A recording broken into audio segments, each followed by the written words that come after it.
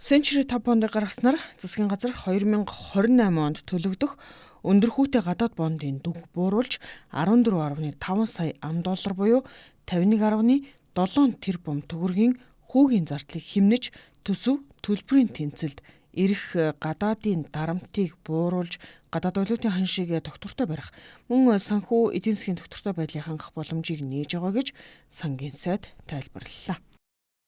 2028 он хүртэл хүүн төлөгдөх 320 сая долларын 865% хүүтэй энэ зардлыг 595 болгож нийтдээ нэг 57 өнөөдрийн ханшаар бол 57 тэрбум орчим хүүгийн зардлыг бодитоор хэмнэх юм боломж гарлаа.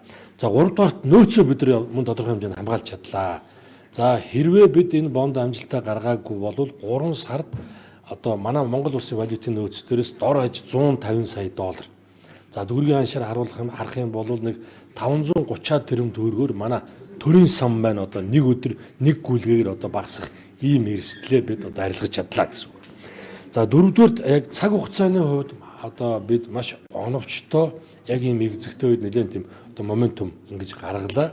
За хэрвээ 7 хоногийн хугацаа алдсан болвол энэ хүүгийн зардал маань ингэ 595 дээр гарч чадахгүй байх, бид хүүгийн зардлуудаа буулгаж чадахгүй байх ийм эрсдэл бидний хүлээж байлаа гэдг нь тодорхой харагдаж байна.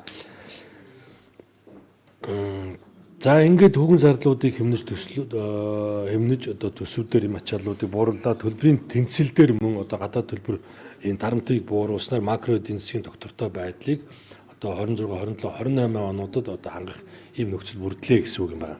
Энэ бол засгийн газрын өрийг өрөөр ингээд өнгөц харахад тэгж байгаа боловч энэ бол бид нар макро эдийн засгийнхаа эрсдлийг тогтвортой хэмжээгээр буулгаж зөөлөж байгаа дунд урт хугацааны тогтвортой арга хэмжээ байгаа. За энэ суугаар бид нар олон улсын санхүүгийн хөрөнгө оруулагч нартайгаа байнга тогтвортой харилцах ийм боломжуудыг бүрдүүлж байна. За дээрээс нь хамгийн бодиттой гарсан үр дүн гэвэл бид өөрсдөө яриад байгаа биш.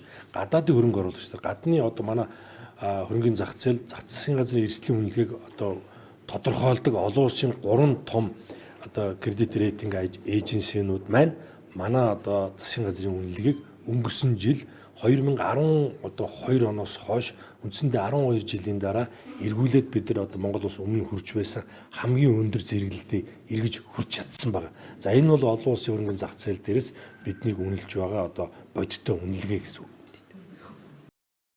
Олон улсын санхүүгийн зах зээлд Монгол улсаас өөр бонд арилжаалсан улс байгаагүй. Хөрөнгө оруулагчид Монгол улсын бондын арилжаанд төвлөрж Century 5 бондын захиалга 1.6 тэрбум ам$ хүрч зарласан хэмжээнээс 3.2 дахин давсан нь хөрөнгө оруулагчид Монгол улсын бондыг худалдан авах сонирхлыг эрэлт өндөр байгааг харуулж байна гэж албаныхан тайлбарлаж байна.